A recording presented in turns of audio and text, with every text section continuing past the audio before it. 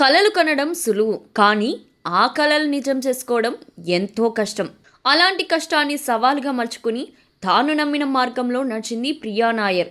ఒక సంస్థలో ఓ చిన్న ఉద్యోగిగా మొదలుపెట్టి అదే సంస్థకు సీఈఓగా ఎదిగిన కథ ఇది. ఇది కేవలం ఒక ఉద్యోగం గెలుచుకున్న సంగతే కాదు, ఇది లక్షల మంది మహిళలకు ఆశను, యువతకు మార్గదర్శకతను అందించిన ప్రయాణం.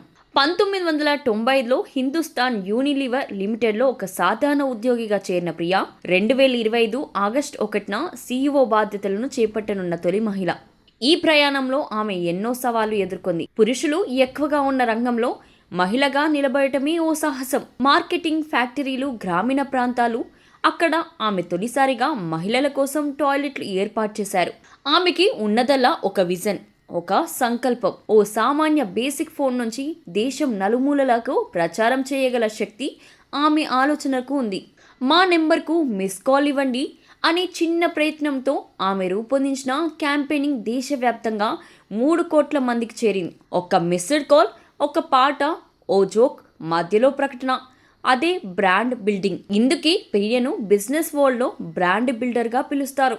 కేన్స్ లయన్స్ ఫెస్టివల్ నుంచి 3 గోల్డెన్ లయన్స్ అవార్డులు గెలుచుకున్నారు. ఇది మార్కెటింగ్ రంగంలో అత్యున్నత గౌరవం. ఆమె విద్య ముంబైలో బీకామ్, సింబాయసిస్ నుంచి ఎంబీఏ, ఇక 25 ఏళ్ల అనుభవం తర్వాత హార్వర్డ్ బిజినెస్ స్కూల్ నుంచి ఎగ్జిక్యూటివ్ కోర్స్ పూర్తి చేశారు. ప్రియకు ఆమె తల్లి ఓ ఆదర్శం.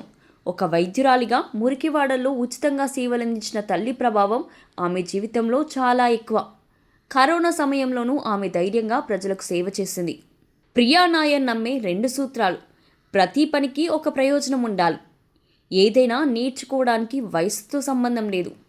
ఆమె విజయగాథ సాధారణ ఉద్యోగులకి, యువతకి, ప్రతి మహిళకి ఒక మార్గదర్శకంగా నిలుస్తుంది.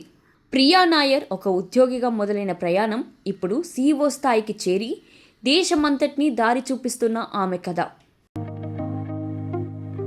స్వచ్ఛంగా, సహజంగా, పోషకాలు నిండిన ఎస్ఆర్కే డైరీ పాలు మరియు పాల పదార్థాలని ఎంచుకుందాం.